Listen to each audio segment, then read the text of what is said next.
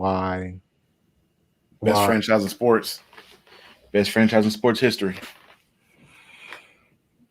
This is the Blurproof Entertainment Sports Podcast. I am your host, Deluge V. I got my boy Charlie Wilson on here with me. You know, if you watch the Then and Now podcast, you've probably seen him maybe one or two times. You know, One or two times. Hopefully. How you feeling today, buddy? I'm good, man. Semester's coming to the end with college stuff, so I get time to just breathe and enjoy all this basketball that's going on.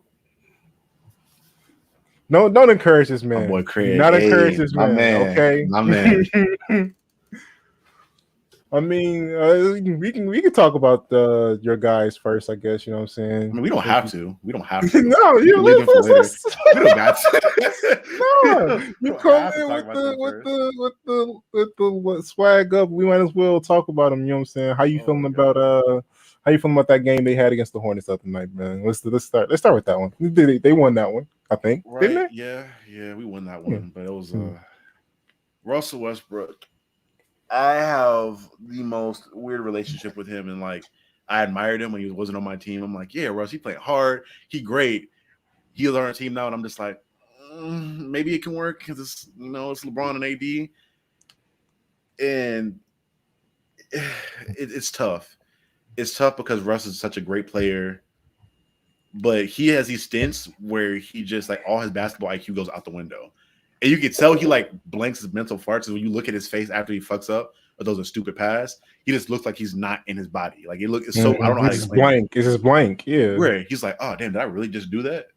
I have moments where he plays great and does crazy passes and playing aggressive, like he does all the good shit, all the right stuff, and then he has those like forward. I think in that one Hornets game alone, or I think it was the OKC game, when you look at the box or like the play-by-play, there are like 10 possessions of like Russ turnover. Russ turnover, Russ missed shot, Russ. That's OKC game 1 and 2, both of those. I was like, bro, what are you doing? I don't really scream a lot or yell a lot during basketball games unless it's the Lakers in the finals.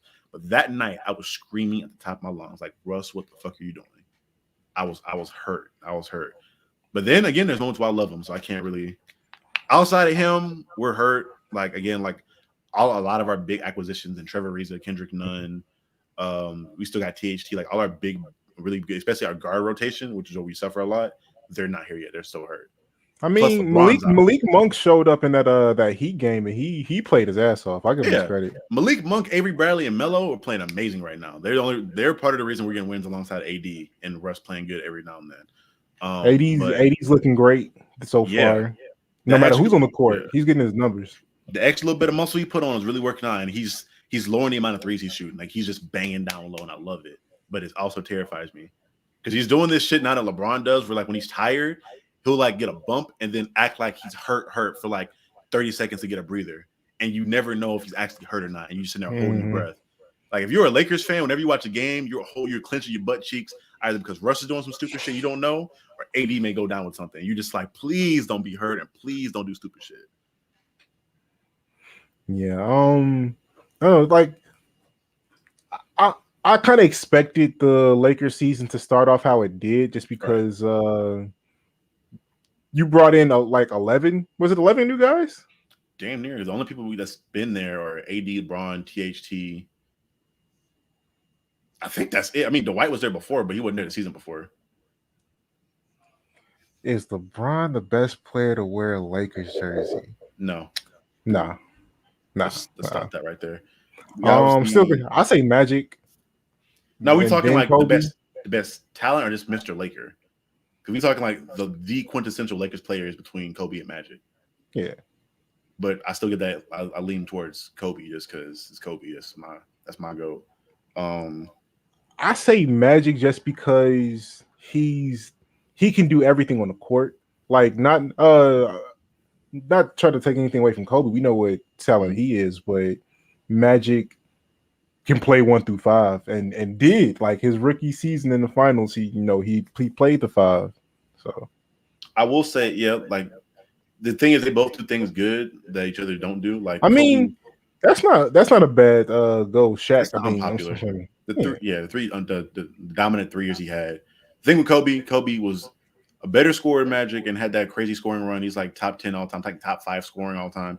And on top of that, he was an amazing defender. People don't talk about his defense a lot because he was all team defense for a lot of years actually, and just never got the defensive player of the year. He never got to that point. And on top of that, his game changed. Obviously, we didn't really see Magic's game develop that much because he didn't play as long as Kobe did. But Kobe and LeBron and like Mike, they had that thing where like a lot of their games athleticism based, and as they get older, they steal things from other players and develop more shit into their game, and just that longevity. And as far as a Laker player, you're not gonna be 20 years, like 20 years and 5 rings. I can't like LeBron's great and he's got the ring, but 4 more rings, MVP there, scoring titles there. Sorry, dog. I can't give it to LeBron.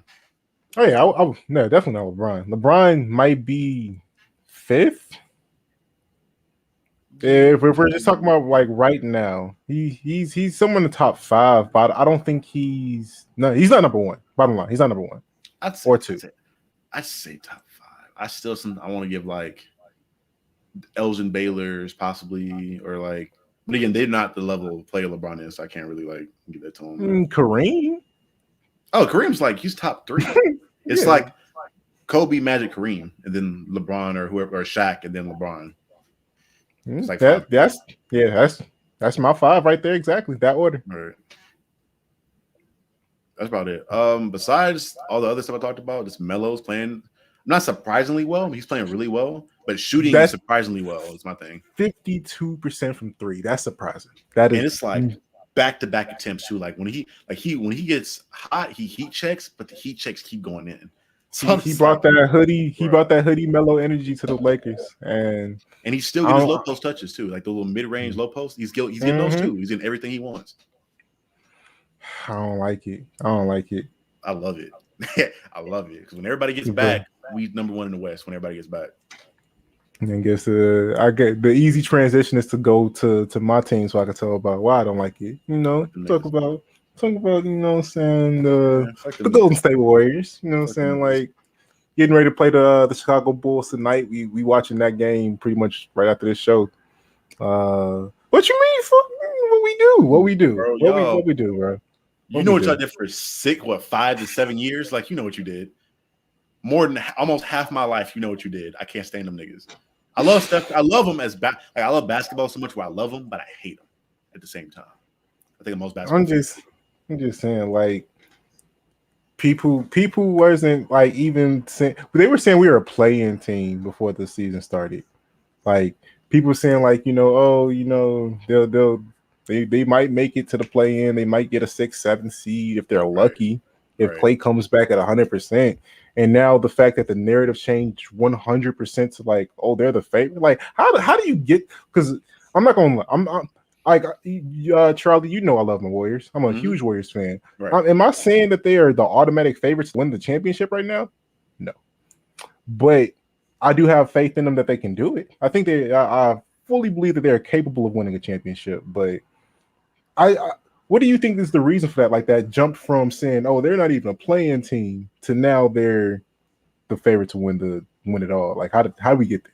I think the obvious reason is the jump in the role players that were there and the acquisitions they got. Because we talked about it before, having players like Gary Payton the second and Bielitsa, and then Jordan Poole, like those players that were not terrible players. Right.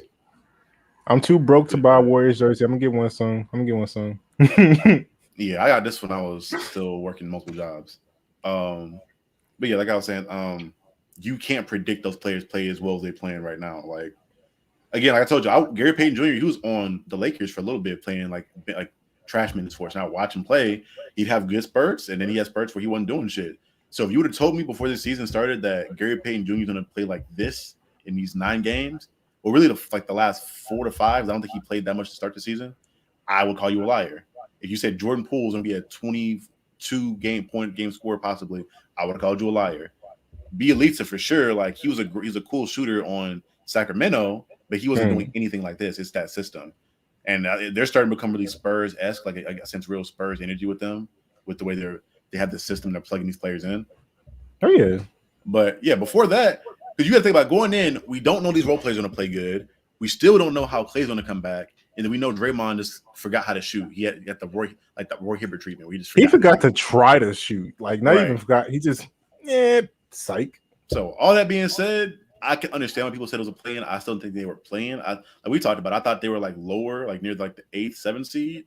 But I didn't think they were playing. I think that's playing. Well, I think a confident 7th seed. I won't say 8th playing, but like above that to where they'll make the playoffs pretty good, like pretty not easily, but it'd be a little bit of a struggle. But they'll make the playoffs without having to go through the play-in, in my opinion. But this improvement from these bench players are great. But I talked to you about it like last night about I don't know how long they'll be able to sustain those bench players will be able to sustain this. No, so neither of us from the West. I'm from Chicago, actually. Right. I'm a Georgia boy. It's been a long journey to lose my Chicago fanness, but it's completely done by the management team over there. We're not gonna go into that tangent today. That's a whole nother. For me, growing up, my introduction to basketball was like the first when I was born in 2000. So me growing up from like ages of infancy to like 5, that's like the Shaq and Kobe years where like I'm getting exposed to basketball, just like watching it with my uncles and shit like that. I'm seeing Kobe and Shaq go off. And then I get to around when I'm like 10, 11, 12, seeing Kobe do some crazy shit again. It's like my entire basketball like life being introduced to it was just watching Kobe do Kobe shit. So I became a Lakers fan because they were winning. I ain't gonna lie, I was a bandwagon early on, but I stayed with them. False wagon. I stuck with the LA through the Robert Sacre, Jordan Hill starting days of the front court and the Ryan Kelly days. I stuck with them through that. I earned my stripes as a Laker fan at that point. I mean, and then you dealt with this last current wave of Lakers before LeBron got there. So yeah, I mean they were fun to watch though. B.A.E and Lonzo and Kuzma were fun to watch. They weren't winning shit, but yeah, even when D'Lo was there, when D'Lo dropped 50 on your Warriors and hit this shit for the first time, that was fun to watch. Yeah, didn't we win the championship that year though? Pretty sure we won the championship that year. 2014 was that 2014? That was 2015. I thought wasn't he drafted in 2015? I gotta look that up. Continue. I'll look that up real quick. Yeah. I got a lot of faith in this Warriors team. People say it all the time. Even the Warriors themselves say it, but they look like that 2015 team right now. Like not the team where get KD there. It was there, but that team that eventually wound up going 73-9 in 2016. They look somewhere around that. Like the ball movement is great. You got Steph playing even better than he was before, and that doesn't even really make sense. Because he's shooting bad technically, but he's just doing so much on the court that his bad shooting nights don't even look like bad shooting nights. I.e., that first game against you guys. He just, even when he's not shooting well, which I looked it up, D'Lo's first year was 2015, 2016. So you're correct. They won the championship that year. But he cooked the fuck out of Steph that game. Anyway, Steph just playing like he just draws so much attention away that it frees up space for everybody else. Been a fan of the Warriors and Lakers since a kid, but that Golden State. Yeah. That's tough. Honestly, my question for you, like, do you see another Warriors dynasty like for the young teams coming up on the rise? Like with Atlanta or like Minnesota or Charlotte? Like Charlotte feels like early Warriors where they're just having fun and they're kind of winning a couple games, surprising people. So maybe. Because if I'm going front office mode, like what I think they're thinking, I think they see that the current team is constructed right now can compete for another like three years. That's what they're hoping for. I'm not saying that that's what they're really going to do, but based off the contract extensions and everything that they've given to the Warriors, I think they're looking for another 3 years for sure, but them being top tier, and then hopefully using that time to develop, Kuminga, Wiseman, and Moody, Jordan Poole. Right. So I mean, possibly they could end up going for almost not like a double dynasty run, but like essentially like if they are arguably a team that can win a championship this year and they keep improving upon that, and then you get some effectiveness, like you actually raise those young guys into star caliber players. I don't know, bro. That's a lot of what ifs. Well, It is a lot of what ifs. That's a lot of mileage on. That's a lot of mileage on Draymond and Clay, who already been kind of hurt on and off. And then that's a lot of what ifs, saying that these young players are going to be that good. Like in Kuminga, then you put him in the G League right now. I put him back down to the G League. He's not getting I think we need to put both Kuminga and Moody down there. Honestly, I wouldn't mind putting Wiseman down there so they can just get time on the court together. But the thing, I don't, especially with Wiseman, I don't think. I mean, obviously he can change his play style, but I feel like Wiseman's play style doesn't fit that system. Like he's a face-up big. You could probably fit him in there, but with Draymond being there, it's kind of feel like it's off-putting to that system. I feel like I need to go ahead and move Wiseman. I feel like Kuminga and Moody could probably fit because they're like versatile defenders. Like they kind of fit the system in a way. But I don't think Wiseman is the big for y'all unless y'all change the way y'all play in that system. I mean, I can see him fitting just because he'll kind of play like that Kevon Looney role where like, he's hovering around the basket in that dunker spot, setting screens on the outside, then dipping down low to the to the basket. I mean, setting screens, away from the basket and then rolling to the basket. Yeah, but that's dope. I wish. I've yet to go to an actual like live NBA game yet. When I went to that J. Cole concert, I was in State Farm Arena, and I was there, but it wasn't for the NBA stuff. Bro, having floor seats to the games is just dope, even if you were winning or losing. Like if we get our ass blown out by like the Nets, I'd still be fun to see courtside and see like KD and like AD and LeBron. Like that'd be dope, man. For me, yeah, I'm too poor for that. No, I've been courtside at a game before, but that's because like I was working in the United Center. Like I took a temp job in there, just sweeping up, headed out popcorn, depending on whatever the assignment was for the day. But I'd do that. To see floor seats, the free game, I'd do that. I'm making money too while I'm there. It was dope. I mean, just getting to be down there. And this is while Derrick Rose was still on the Bulls. So man, I'm loving it. Yeah, that was good. That's wow. I would have loved that, man. Yeah, I mean, I've heard stories from like watching Matt Barnes and Steve Jackson talk about it. Yeah, they were smoking in the stadium and shit, and like firing off guns. I'm like, different out there. Oakland, different. And so, I have to go to a couple Warriors games before I go. Like that is definitely on my bucket list because I gotta do it before Steph retires because I mean that's the greatest show on earth right there to me. Like, I want to see that. I know what I really want to do at some point. Ethan's out there. I want to like fly to LA, maybe like crash with Ethan for a little bit and kick it with him, and then like go to a Staples game and watch LA play. We could plan that and go to a Lakers Warriors game. I gotta save the money up. That's a lot of cash. Like $500 for like a decent ticket. I'm like, damn, that's another $500 I gotta save up. It'd be dope though, because then you got the ticket.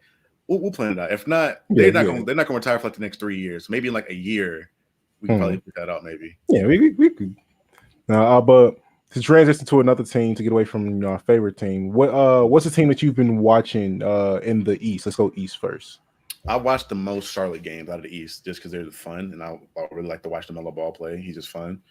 That team looks really good. I think they're a couple front court pieces away because that guard play with Rozier and LaMelo.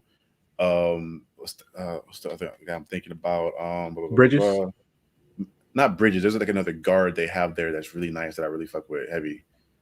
I gotta go through the roster again, but that they're deep in that they guard playing a wing position. They just, like PJ Washington needs a running mate down there. I don't think he can play a stretch five and rolls, but I think he's best suited to play the four. They need somebody to bang. Like they need Bismack Biyombo did that very well, but Bismack's obviously kind of old, and then Miles Turner does it very well. But they need a player like that kind of does that dirty work down there, like the rebounds, the blocks, like contesting everything at the rim. But all the bigs they have now at that position are kind of like older or not as athletic or just not good enough, in my opinion. If they get that one big man, then Like they can get like a Miles Turner level big man where you can block shots. You don't even need to shoot, just block shots and be a presence down there. That takes them to the next level. I think they're a top team in the East. I think I agree.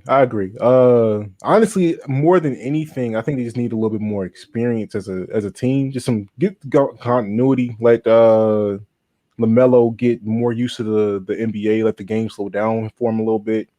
But yeah, I think that that Hornets team has a lot of potential. I think I see like 2 years they can definitely legit be contended for a championship. Oh, Ish Smith. That's what I was thinking about. Ish Smith's playing really good for him right now.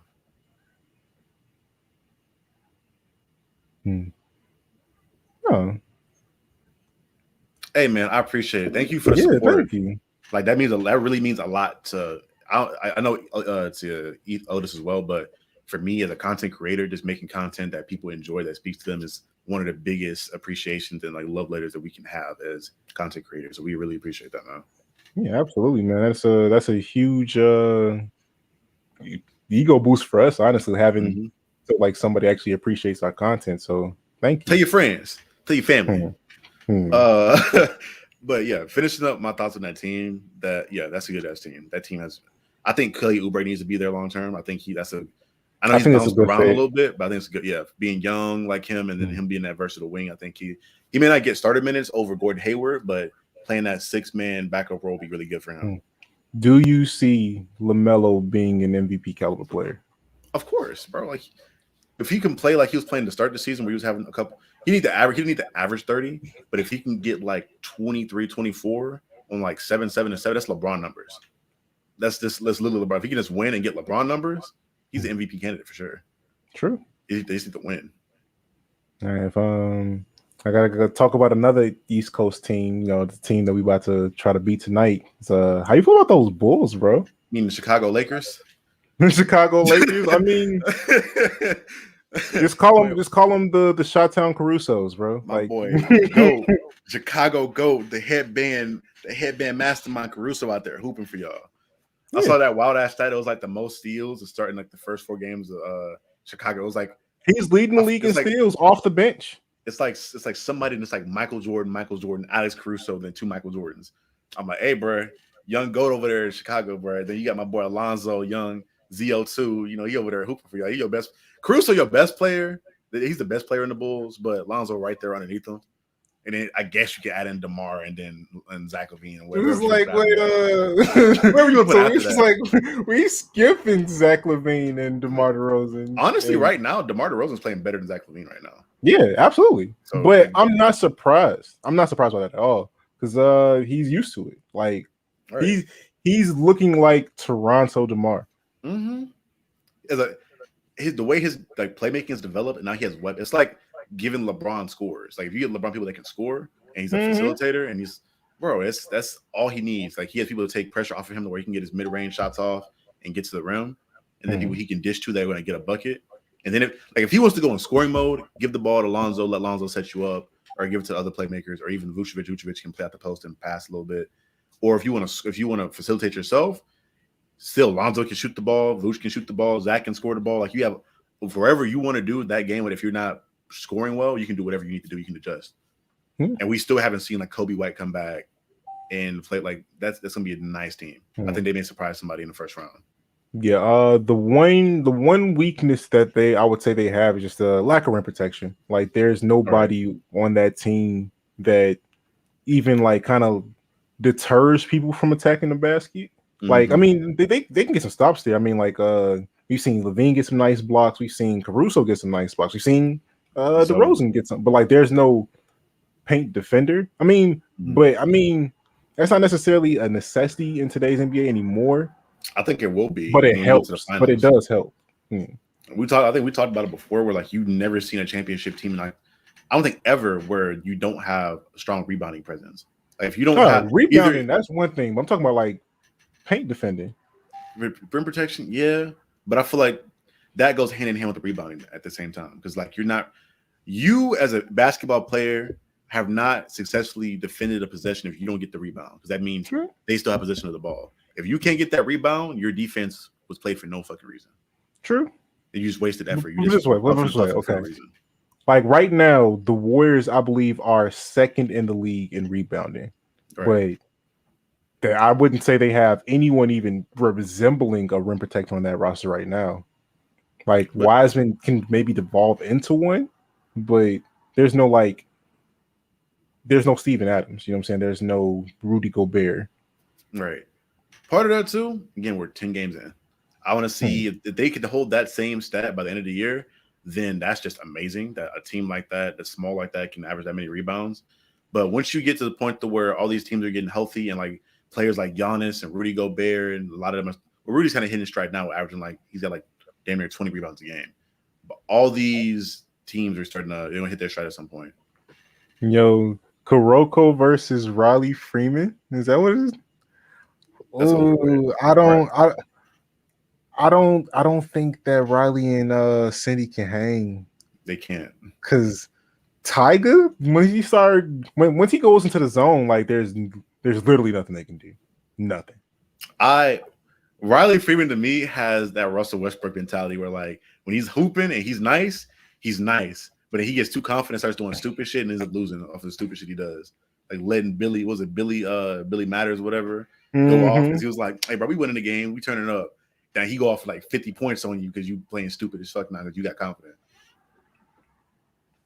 Like I mean, like even as kids, like the explosiveness that Tyga plays with, like neither of them can defend that. Like especially nothing. Cindy ain't doing shit on that. Cindy getting dunked on. She getting jumped over. That Frederick Wise treatment, bro. But we talking about Kid Kuroko. Is he even capable of dribbling a ball? Like, I've never watched this. I don't know. I said I watched Kuroko on basket. Yeah, Billy, that dude. Billy Madison, the GOAT. Getting into so what do you there? What's your sleeper team right now? My sleeper team. So possibly let's just say a sleeper team that'll possibly beat somebody in the first round as a favorite. No, he weren't dunking his kids, but Tyga's still getting to that basket. I was just talking shit. Yeah. No, Tyga's definitely getting to that basket, like for sure. He's laying that up. All right.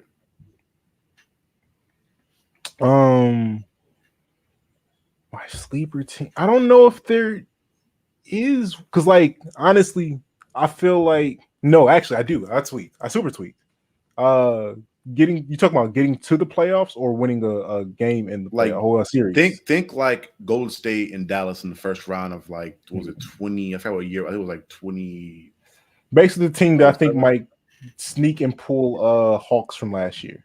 Pretty much, yeah. Just beat that team in the first round you didn't think they should beat at all. That's a little bit harder. For me, it's like Charlotte. To me, is that team for me. Like I think they could beat Miami. They could be like a Miami, or if they don't have Kyrie back, I can see them somehow sneaking and beating a Brooklyn team. How deep they are. If with the right matchup, I'm gonna go out on a limb and say Cleveland. Actually, no. Actually, I'll say Toronto. Oh, I was about Cleveland. Toronto. I can see Toronto. They got the vets, and then bro, Scotty Barnes. Like there are two players. Barnes looks real, bro. There are two players that impress me so much in the NBA right now. It's Scotty Barnes, Evan Mobley. Those two dudes have come in so polished. And so like the offense is way ahead of schedule for them. They're already great defenders, but that offense is way ahead of schedule because they're both long as hell. Damn near 7 feet. Like they're like Kevin Durant children. Like and like the long wingspans, almost 7 feet, and they have that like Scotty especially has that mid-range. But they both play aggressive and will get to the bucket. Like they're not playing like Jaren Jackson Jr. Like, just go to the basket. Go to the basket. Yeah, Cleveland was. I see. Yeah, well, okay, Cleveland. If Colin Sexton wasn't hurt, maybe I can see your point because Evan Mobley and Jared Allen in the front court is ridiculous defensively, and Garland and Colin Sexton are pretty good scorers, so I can see them possibly sneaking somebody. But now that Colin Sexton's hurt for, I think he may be out for the year. I don't see that happen with his Darius. Yeah, that's actually why I had to correct it because it was like, man, Sexton, you stop paying attention to Sexton. He's gonna drop. Like he's like Anthony Edwards type player, just like less control. You know what I'm saying? Like Honestly, I see him like a Terry Rozier. I see him like that Boston Terry Rozier, like that spark plug that can like possibly be a starting guard for you or come off the bench. He just needs the opportunity. He might be better off the bench, honestly, in that 6-man type of role where you can just go chuck because he's a chucker. Like Colin Sexton's a chucker. That might work really well for him. I think that Cleveland team has some potential, but like actually winning a playoff series, possibly. Probably not. Toronto. Yeah, Toronto got the vets. They got like the Fred VanVleets. The Gary Trent Juniors that have been there before. If Toronto figures out how to manage Okogie, Siakam, and Barnes' time around each other, those are 3 scary players. I ain't gonna hold you. Like I think they need to go ahead and move. I think they need to go ahead and move Siakam. Honestly, yeah, because Scotty Barnes to me looks better. Like he's gonna be better than Siakam. Plus Siakam's a lot older than people think he is. Siakam's like 28, so he's a lot older than you think he is. And then him there, and then OG starting to come into a 25-point game score. Like I picked him up for fantasy because I had a feeling he'd be this nice in scoring, but he's like averaging like almost 22, 23, 24 and playing great defense. So you got OG playing great defense that can score. Mobley can play great defense, can score. You got Fred VanVleet still there. You still got Gary Trent Jr. there hooping. Like you have a nice roster. You just need that. Either hope that those guys develop into that star piece, or you can go get that star piece because you have the money for it. All those guys are young too and on rookie contracts. Yeah, but to answer your question, Craig, I'm winning that game. No, maybe I don't know. You got a bad knee. You got a bad knee. I'm gonna wear the copper fits. I'm gonna be good. It's okay. I'll be fine. I'll put it like this: he's taller than me, but I am significantly heftier and probably stronger than him. So he's not babying me in the paint. So he's not backing me down. That'd be better if you're jump. I'm not light. You got to you have to stay in front of me because I got a nice little quick first step.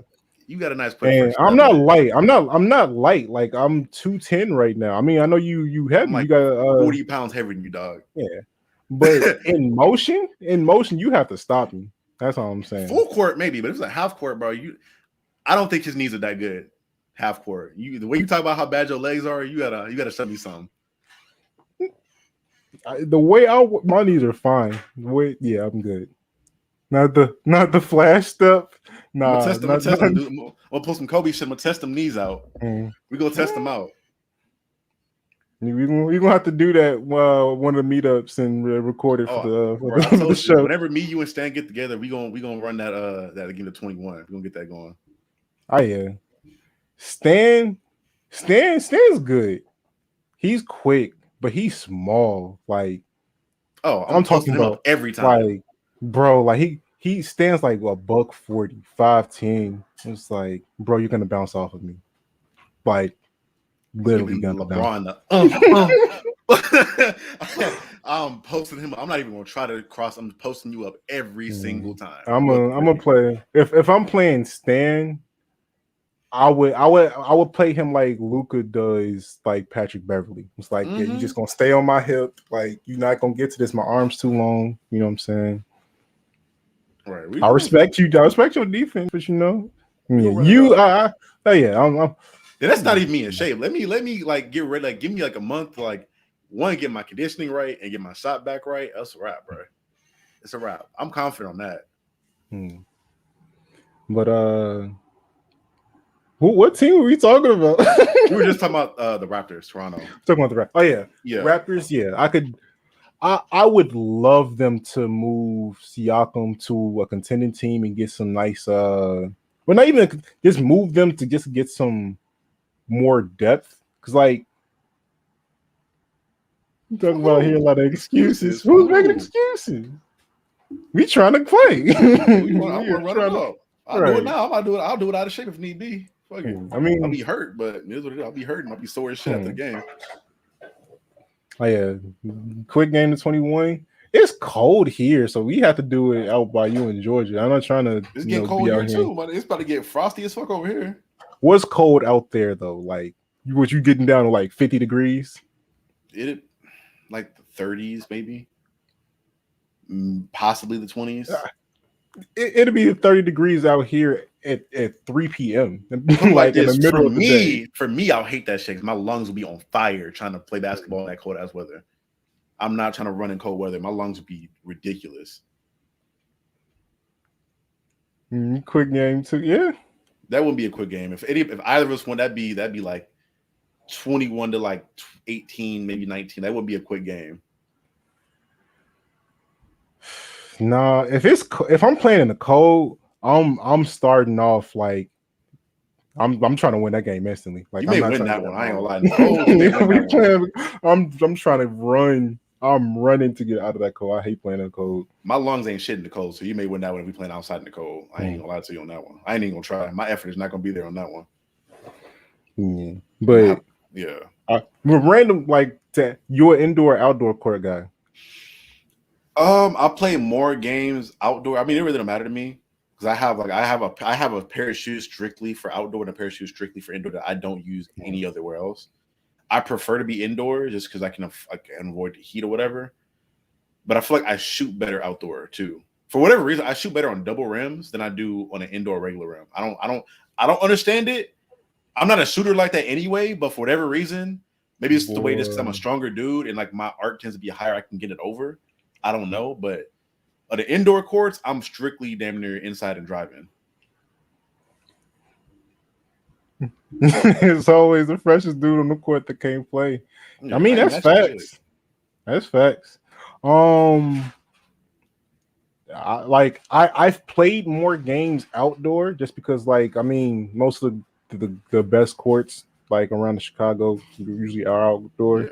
But I mean, but I prefer playing indoor. Like, I would much rather play indoor. Get me as far away from that double rim as physically possible, right? Because I hate that. I will die for loose balls on indoor court. I'm not diving for no loose ball outdoor.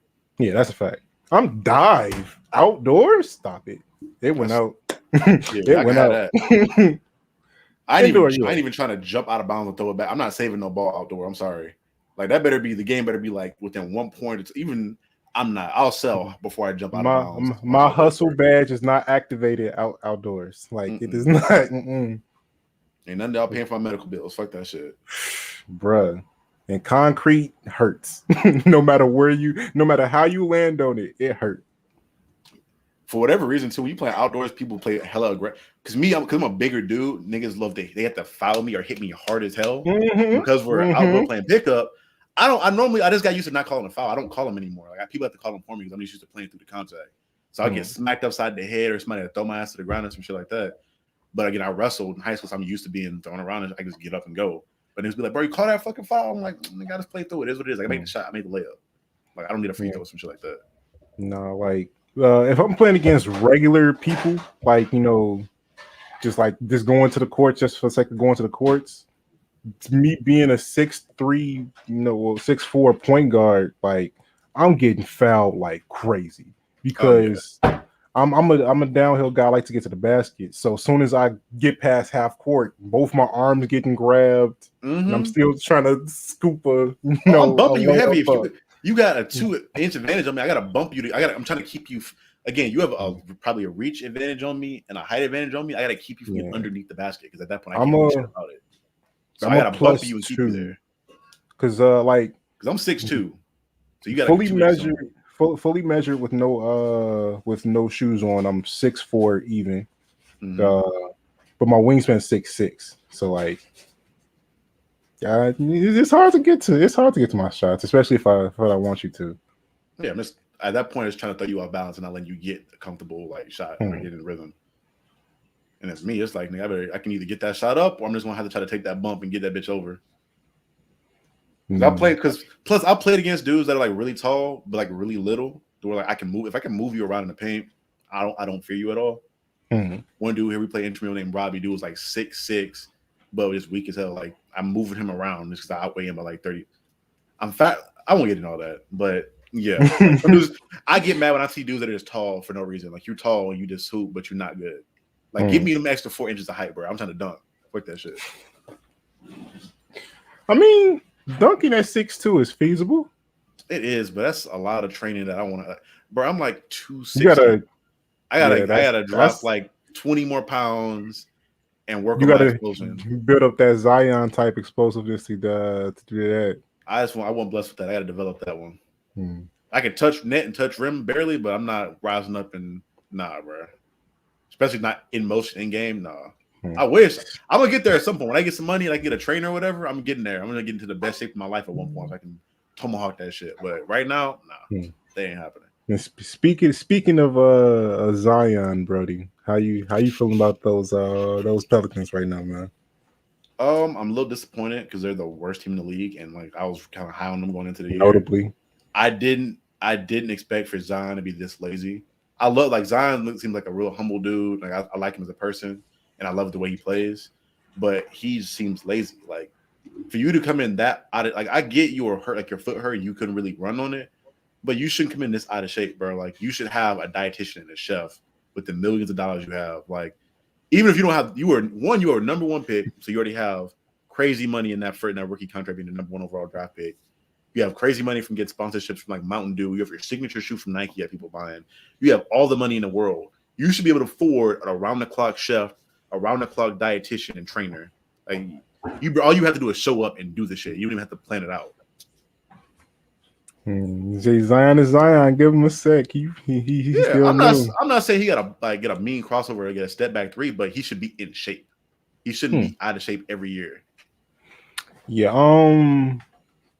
I don't know what you need for Zion because I don't know if you need to have like a basically like a life coach next to him to make sure he's eating right and doing the workouts he needs. But I mean, with his body type, it's tough. Like for him, he has to do so much cardio to burn off that weight like the way he needs to. Like, and I'm talking about like cross country athlete, Usain Bolt level cardio. Like he's got to do a lot of running. He's got to. Surprisingly enough, you don't lose that much weight off cardio. With cardio, what happens is you're burning that body fat, but you're telling your body that you need to hold on weight to have fuel to burn when you're running.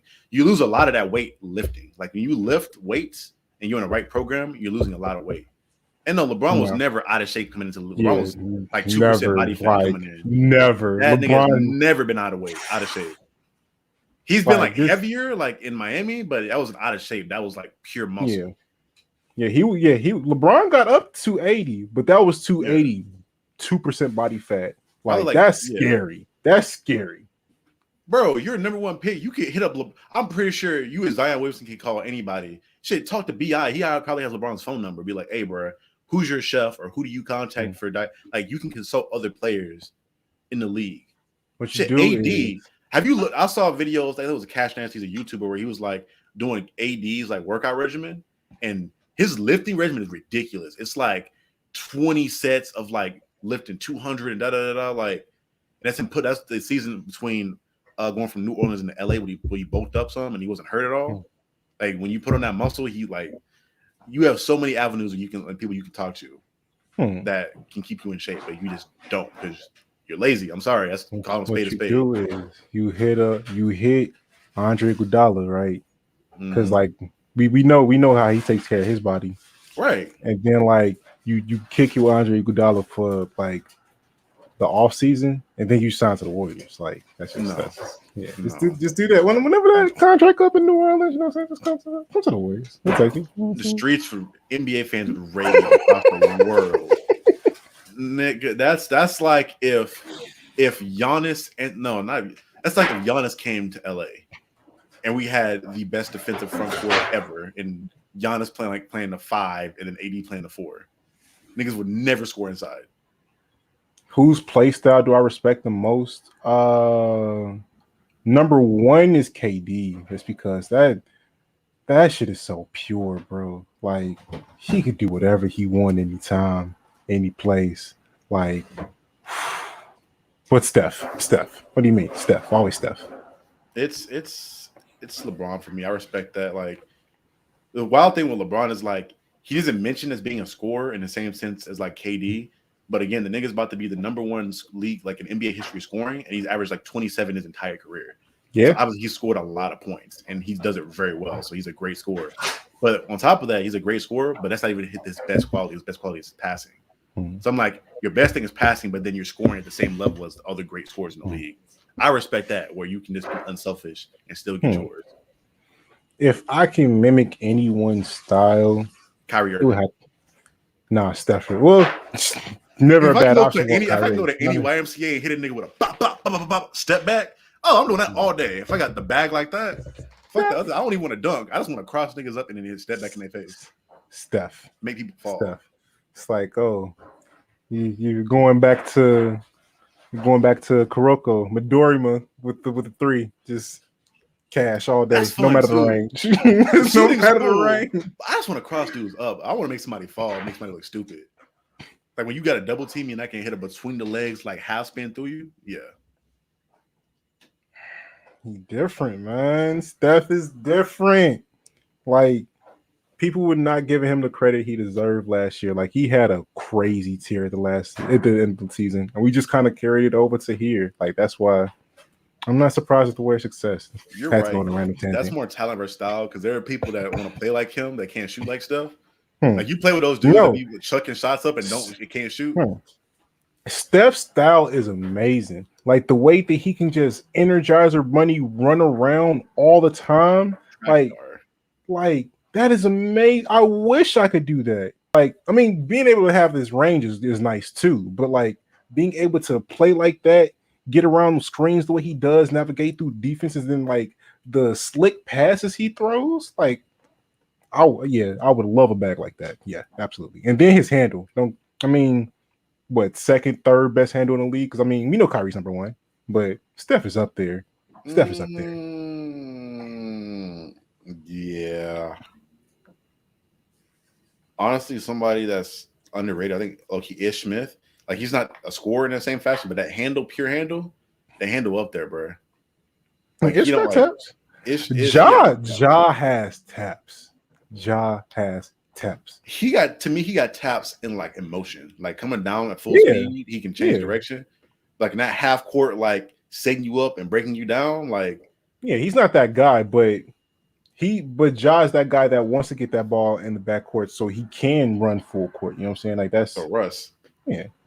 Yeah, but like because Russ do that, not Russ. But hey, that's the thing though. Russ gets to the rim whenever he wants. He does that stupid shit at the rim. He just does stupid shit at the rim. This way, if you could trade right now, Ja Morant for Russ, would you do it? Yes. He's shooting the ball. He can shoot the 3 point. He is a capable shooter. He can do everything Russ can do, but he can shoot now. Bro, watch. I'm telling you. I talked about it earlier. I was watching a lot of Charlotte Hornets games. Watch Charlotte Hornets games, and when you see Ish Smith check in, watch him do dirty. Real talk, Craig. Ish actually does have a nice hand. I'm not gonna lie to you there. It's not Steph though. I mean, Steph can shoot. That's the thing. Like Steph shit is more impressive because he can shoot it. Like if Steph didn't shoot the ball as well as he did, he'd have a nice handle. But we wouldn't talk about it being like top 3 because he don't need to create a lot of space for that shot to get off. True, because he got mixes where he mixing up like big men, but he got like a couple highlights of mixing up guards like CP that one time. I don't think you watched too much Warriors last season. This man destroyed guards last year. But his thing is like he get a little space and shoot it. Like he's not creating a hella space. True. Like in every Steph highlight, but the thing is, like, second tossing it up. He has that ball on so much of a string. Like you never know if he's gonna go left, right, or backwards at any time. Like, and as soon as he hits that move, it's a bucket. But that's those other guys at the same on the same accord. The other guys can do the same thing, except like Kyrie and Ish are getting past you. Steph's like, let me back you up a little bit so I can get the shot off. He finishes more at the basket than he does at the 3. Really? Because half his shot attempts be 3. I think he's averaging like 12 shot attempts a game. He's averaging like 10 to 12 shot attempts a game from the 3, like 3-point attempts. He's averaging. I think he's averaging like. Yeah, you're right. He's averaging 12 from the. Like 12, like so, like half more his shots are threes. This is the most. This is the most threes he's ever shot in his entire career. Like ever. Did he not shoot that many last year? No, no, he didn't. That's hard. I gotta look that up. That's hard to believe with like the amount of scoring he had to do last year. Yeah, Steph is shooting more threes in these per game in these 10 games than he's ever done in his entire career. Hold on, real quick. Hold on. Let me just double check that.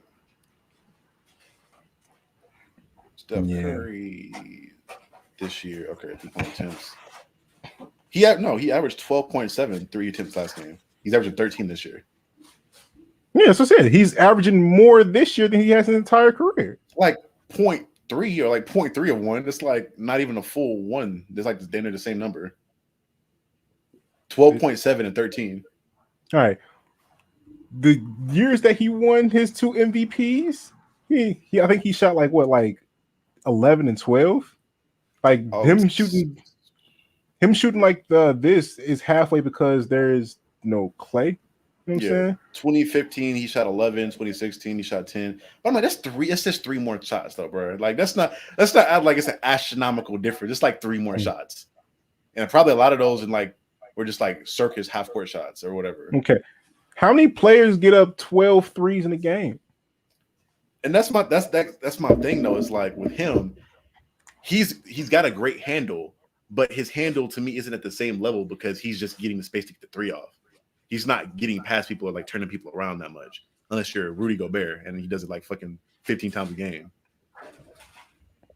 I mean, what about that game against y'all where he couldn't hit a 3 until the 4th quarter, but he still had 21? Free throws and running on ball. He got a couple, takes off the dribble too, but that's all right. He got those off a backdoor cuts though. From Draymond hit him up on a backdoor cut, like him running 24/7. That's road runner, man. Yeah, that's what it's like. That man, you really can't guard that man with or without the ball. It's tough. You just gotta hope that that's man missed that game. Different. That's why he's different. And now he get rebounds all of a sudden. That man rebounding now. I'm like, but he's not. But he's always rebounded decently. You know what I'm saying? Like he's like I've been a 5 like Russ right now though. Yeah. Like, he got a couple 10 rebound games this season already. I'm just like, bro, what are you on right now, man? I don't play with he went back to that Boosie fade. Don't know how to act. Get the braids in for like maybe all of 2 games. Was like, man, this shit's just tight. We take these bitches out, and then went back to the fade. It was like, all right, we back on the step shit. It's like it feels more comfortable. And that's the thing. He's playing like this, and there's still more spacing about to come to that court with Klay Thompson. Because like even if, like I said, Clay doesn't come back 100%, which we know he won't be 100%, especially day one. Right. But he's still gonna be able to shoot that ball. Well, let's not make this the Warrior show because I don't know how long do y'all usually go for on this? Like for an hour? Yeah, you should go an hour. We got like 7 minutes left. Let's transition to a team. We didn't. We got back to the Warriors just now. You know, we've been on the Warriors the whole damn show. Though, is what I'm saying. Let's get off the Warriors for a little bit and get to a different team. That's not our teams again. And I like maybe like the Hawks, I guess. Hawks. And like his wife in NBA history. I haven't seen a lot of them. Like I would say, like I don't know. I mean, I know I've seen Kobe's. You see what she was like. Boy, the only 3 wives I know of are like Vanessa, Austin. Fucking Seth Curry's wife, Aisha Curry. I'm not talking about Aisha. She's fine, but like Seth's wife, like Doc Rivers. Bad. Yeah. And then I saw PG's girl. PG. Oh my gosh. Never mind. Let me chill out. I ain't gonna thirsty to chill out. But getting into Atlanta, the Hawks, Atlanta. What do you think they need to get to that next level? Like, do you think because a lot of people are saying to trade Cam or DeAndre Hunter and try to get somebody? Or I honestly would trade one of them. But I'm trying to think what is their lacking? Like they got their point guard, they got their rim protector. Well, their big guy on the inside. I say more big man depth. Like get another big. Because I mean, the only guys that really play minutes at the big are Collins and Capella, and if one of those goes out, tough.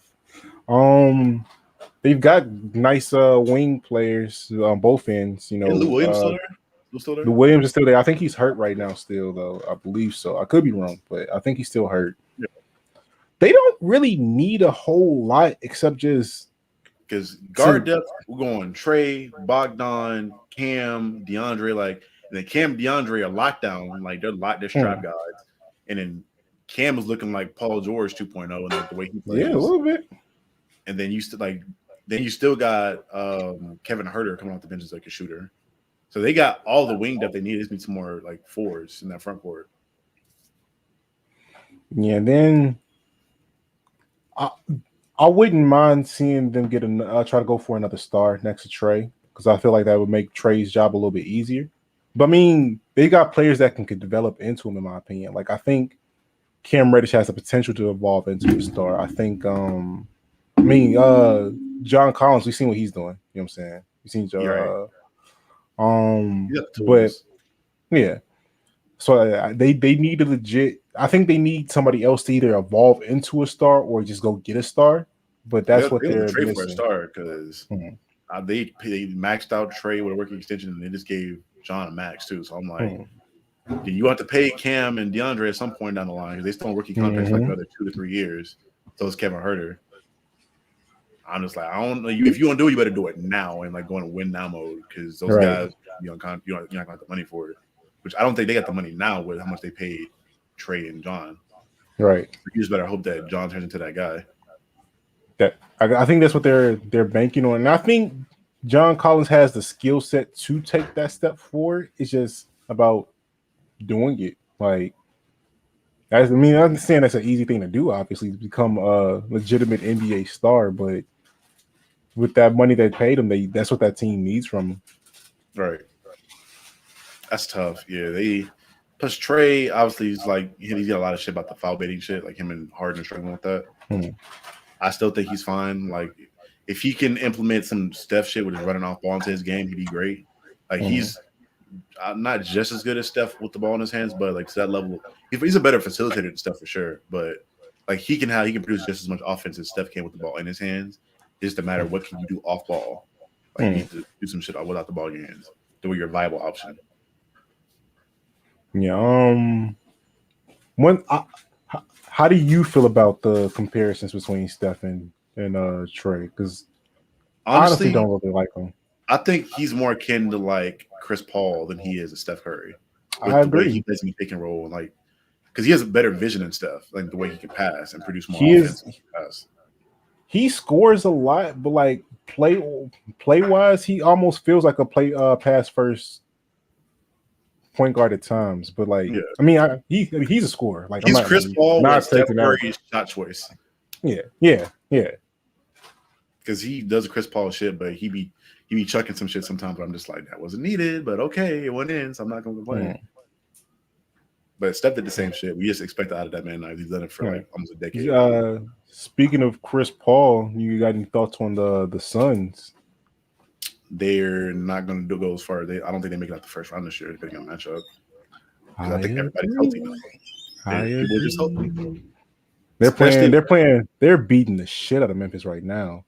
That is 41-27, but it's only the second quarter, and we've seen all the comebacks this year. I'm gonna guess it right now. I'm gonna guess that DeAndre Ayton's having a good game. Let me just guess that. Let me look at that real quick. I don't think DeAndre Ayton. Nope, he is not playing. I think he's out actually. He's out. Lower leg injury. Yeah. Kaminsky has 6. Cam Johnson has 6. Cam Payne has 6. JaVale McGee. Oh, okay. Okay, so I guess they just beat the fuck out of them on the guard depth because I will say this too that if Memphis they need Dylan Brooks back bad. If they had Dylan Brooks, a lot of their defensive problems in the backcourt would be fixed because they're just bad defensively right now. And they miss Valanciunas a lot. Like that's a lot of like Ja's making up for that loss of offense, but he's going to get tired by the end of the year. He can't produce 35 a game like that in the way he plays all the time, unless he's just literally a Russ clone and can just never get tired. Yeah, I mean the other issue, like when Jaren Jackson Jr., he's either a really big help to that team winning or he's hurting them. Like it's never an in between for him. He's either really good that game or really bad. Right. And he got to find some type of consistency. My big question for you are the Nets. Now the Nets, KD's playing well, but they're like one game in the record difference between LA right now. And we know LA is playing rough because of Russ. What's their issue? Why are they at 8-4 instead of fucking like 9-1? Harden. Harden has a big chunk to do with that, and they're just not getting any production outside of really KD, Harden, Marcus Aldridge. Blake Griffin is looking like booty cheeks right now. Paul Millsap is trying, but he's not there yet. I forgot he was there. In all honesty, bro, I'd be forgetting Millsap was there. I was like, it's like they like Patty Mills isn't looking like the Patty Mills I thought he would look like on that team. Because like I honestly I think that's more so an issue with how they run him than how he actually plays, though. But that's the whole like, I mean, that's part of the thing too. I don't think they're playing some of their players right. Like in this time where they don't have an actual point guard where their actual point guard in Kyrie, I would start Patty Mills. Start Patty Mills at the one, just so he can help spread that floor out with whoever else you decide to put out, and you let Harden run the two. But he's still your one. Like, you know, Harden's going to be the guy facilitating them, but be from that two position. Right. I agree. I think I think all these top teams that are struggling are going to be fine by the end of the year. I think by Christmas things are going to even out. Like I think obviously the Bucks and the Nets going to be near the top of the conference by then. Boston's going to bounce back. I think in the West, I think Dame's going to have like come to this instance and be like in the 4 or 5 seed. LA will be number one because we'll have all our best, like everybody be back at that point. Plus LeBron, so we'll be number one in the West. I think Denver's going to be that because I think when Jamal's coming back? Jamal's coming back by Christmas, right? Or is going to be by the end of the year? It's like either Christmas or a little bit after Christmas. I want to say it's in January. Let me see if I can find it. Because he got hurt like January last year, like near like January, March last year. It's usually a 12-month turnaround, but I mean they could try to bring him back a little bit earlier. We'll see. I don't think they need to rush him back. He needs to get some run, but I don't think they need to rush him back at all. Yeah,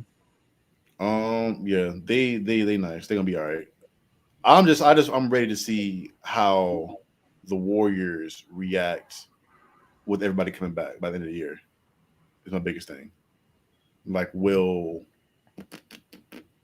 this bench play as good as that bench, and how good is Klay gonna come back? Shooting's always gonna be there, but will he be the same defensive player with having to move on that Achilles and that ACL? I mean, we're not gonna, especially starting off, we're not gonna ask him to take on the same toll that he did before. Like, we still got, honestly, like Wiggins has been doing really well defending God's best wing player all the season for us. So I mean, you're gonna playoffs, so you're gonna need him to better like throughout the playoffs. I mean, by the time the playoffs come, I still wouldn't put Klay on your best defender. I put him on your number 2 guy. Well, yeah, because you're right. You do have Wiggins now, so I think Wiggins can. Yeah. I mean, make up a lot of that. Yeah, I mean that's where he spends a lot of his energy on the court now. Like, I mean, he hasn't had not every game for him has been that 35 explosion that he had against Minnesota. Made Cat look like a little, you know what I'm saying? He gave Cat some of that energy that DeMarcus Cousins did, but bruh, let's not get on Cat. I rock with Cat heavy. We're not gonna do that, my man. Cat's still top 10, top 5, probably top 7 big man in the NBA right now.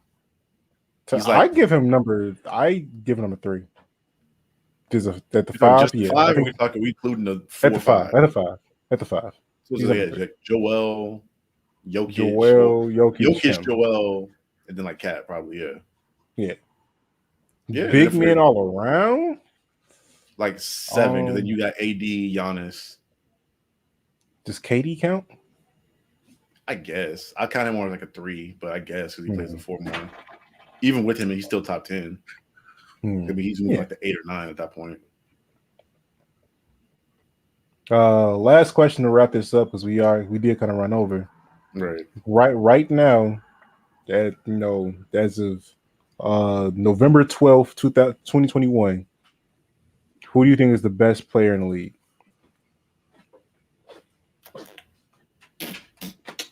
Right now, that's tough. Today. Are we just talking about like people that are playing just right now? Yeah, just in the 10 games, 11 games people played this season. Not this season right now. To me, it's like I'm leaning more Anthony Davis, but I would be mad if you said Kevin Durant because AD and Kevin Durant are getting like the recognition because they're not like number one or number two, but the fact that they're all averaging like they're both putting up like 30 games with like 15 rebounds. Well, AD's getting like 15, but KD's getting like 11 to 12.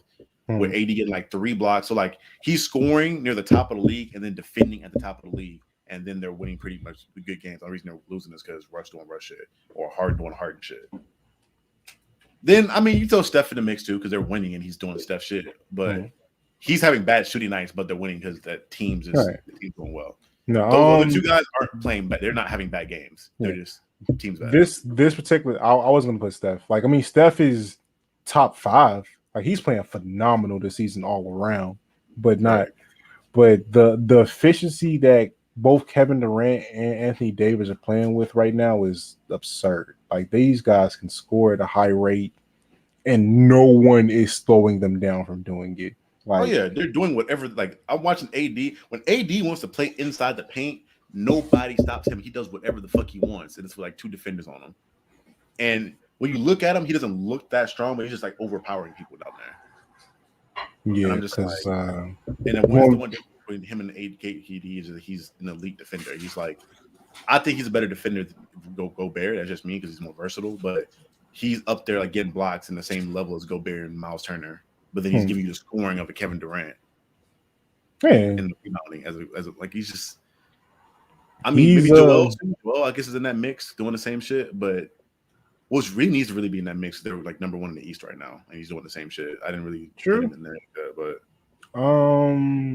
but like a couple of those games that they won, they actually won without him. So true. I think AD's played every game this year. I think AD has played every game so far this season. Same thing with KD. Yeah, nobody's game so far. Yeah, like I said, both of them have been crazy. I put KD. Like just slightly above AD, just because like he can not only score, but he can close out a game for you. And I don't know if AD can do that just yet. Like, I mean, of course, on the other end, AD is giving you some top level defense in both in the paint and switching on the guards, but. I mean, at the same time, the best player in the league doesn't always have to do that. Like when Shaq was the best player in the league, Shaq didn't close games. Kobe did. No, I'm saying like the fact that he can do everything that he does and close out games. Because there's not a lot of people that really can close out games in the NBA like efficiently. True.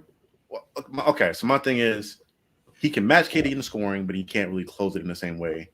But he can overproduce KD in the defensive end and protect the rim and like play the pick and roll. Like there's not really one like with Gobert, you can be like put Gobert in the pick and roll and you can tear him apart. AD, you're not tearing him apart in the pick and roll. He can play everything. So he's defending at an extremely high level. He's giving you the same offensive production as a Kevin Durant. He's just not closing the game out.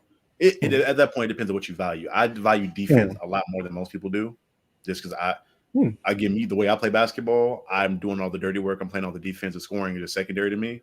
That's what I have fun with. So seeing a guy that can give you the offense and you can't stop him and he can defend at that level and secure rebounds, I value that more than just scoring and closing the game out personally.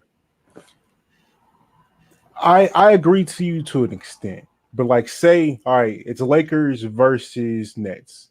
Right. There are 2 minutes left on the clock and it's a tie game. Which player do you think is going to be more effective in that time span? How long did you say it was on the clock? 2 minutes. 2 minutes left on the clock.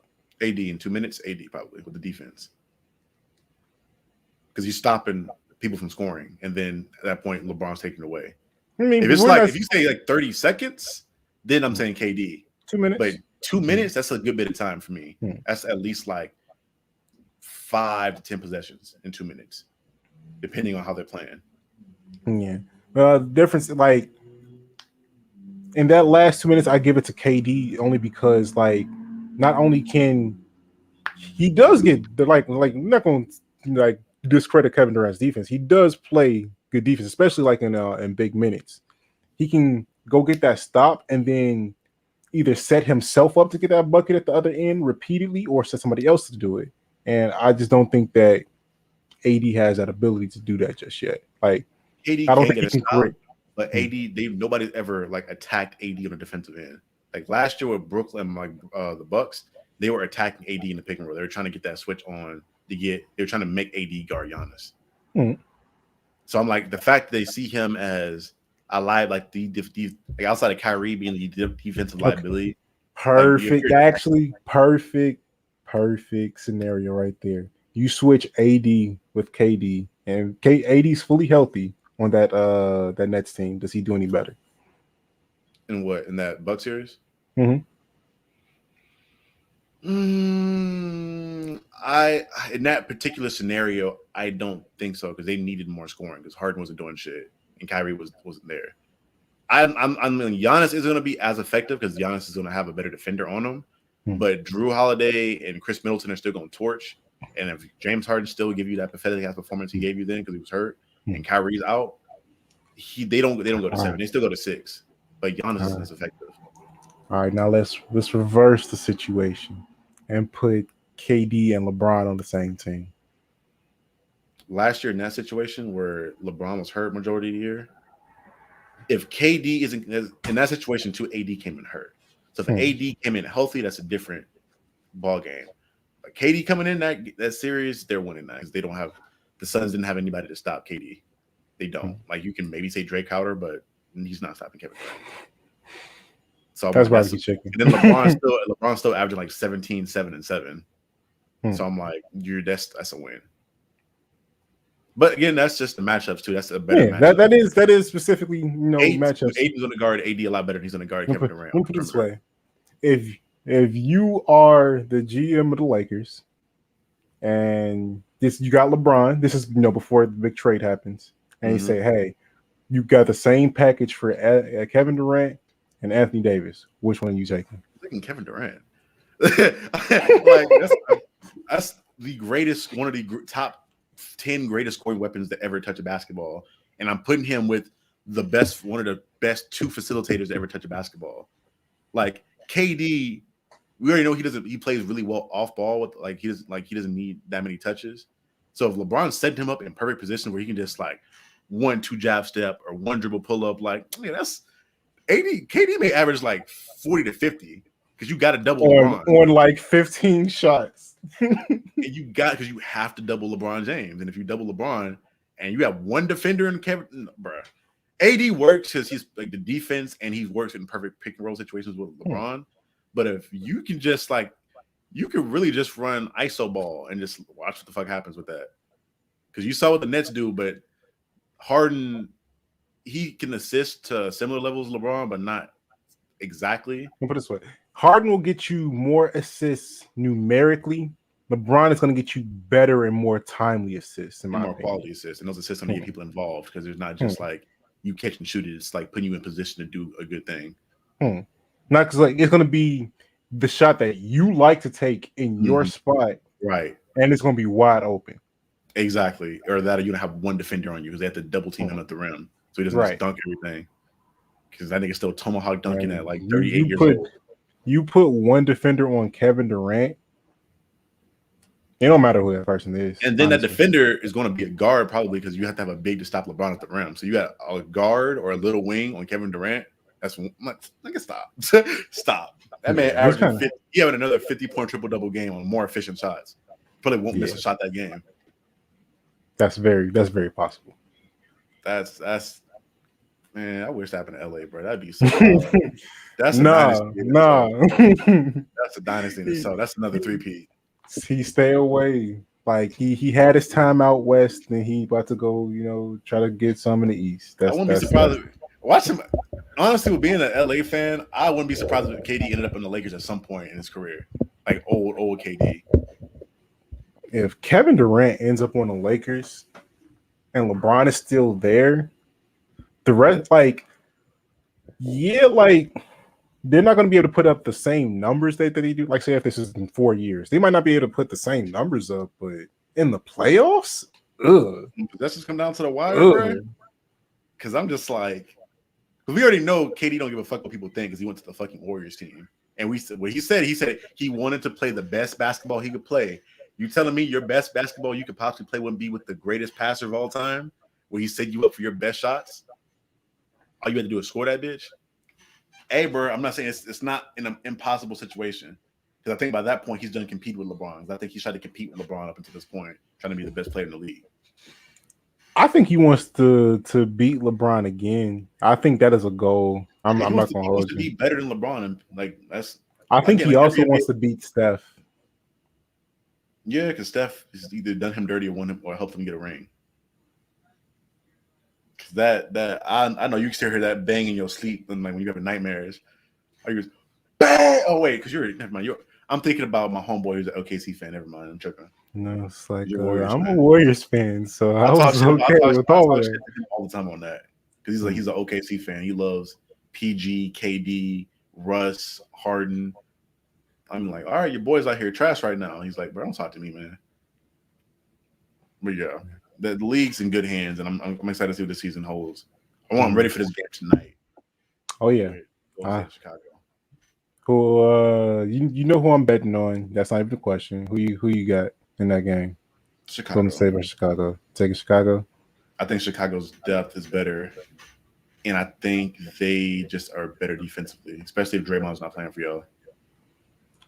Yeah, I mean that they come into our house to kind of try to take that win. That's gonna be tough. I think it's gonna be a big game for Vooch though. And they also Vooch is out. Vooch is out. Is he? He is out. Yeah, so y'all both have got no big man. At that point, it's a battle of the wings and the guards. At that point, which Steph can match Zach in scoring. I don't think y'all have anybody on the defensive level. DeRozan. Yeah, you don't really have anybody can match DeRozan in scoring. I guess Jordan Poole can kind of match up with Caruso, but it's more defense on Caruso's part. Lonzo and Wiggins kind of match up kind of similarly, except Wiggins can create more, but Lonzo's a better shooter. And then you still got people like Patrick Williams. I don't know where he's out, isn't he? He's out. Also out. Is Javon Carter playing for them still? No. Javon Carter. I think he's on the Nets actually. What's Javon Brown? It's Javon something, right? Javonte Green. Javonte Green. That's what I'm thinking about. Yeah. Yeah. They're 6'4" power forward. Right. Yeah. Yeah. I'm not too worried about that guy.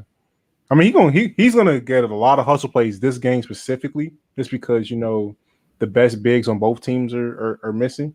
Right. But I'm not worried. This about is that a lot of running this game. This is the battle of the cardio. This game. Oh yeah, absolutely. Both these teams conditions.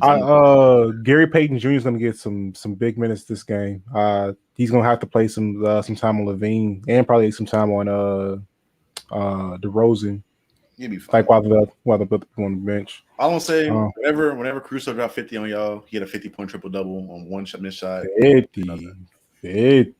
Caruso gonna hit you with this shit right here, and it's over with. Like, what's Caruso's career high? I think he has a 30-point game, maybe, or a 70-point game. I could be wrong. I don't know. Stop it. Once he hit this shit right here, it's over with, bro. The headband gang, bro. Headband menace, over with. Y'all Caruso people blow my mind, bro. I like Alex Caruso. I think he's a great player. But y'all talking this GOAT talk is just bewildering. He the GOAT, bro. He's the best player in the league right now. I said about his name up earlier. I'm sorry. And that's where we're gonna end the show tonight. Thank you for tuning in, Craig. Appreciate you. We're going to do a show tomorrow, I believe, for the football portion, because we definitely got a lot to talk about there, especially with, everything happened with OBJ. And we're going to have some talk. But any closing things you wanted to say out there, Charlie? Just go check out all our content, man. Especially Craig, if you really fuck with this shit. Then and now, Otis is part of that. We just started up a new channel on the YouTube, trying to get everything organized for that and brand safety, because and all that good stuff. But good content coming on all our shit. Y'all just come enjoy it, man. If you like this, you'll like everything else we're producing. And then on the gaming end, it's a lot of new stuff coming there. But we are in case you didn't catch it, we did cancel the Winter Wars tournament. We're going to be focusing on a tournament that we're building up in April. We'll have the announcement coming to you guys soon. But this is another episode of Baseball Sports Podcast. Hope you guys enjoyed it. Lakers in 4. Stop it.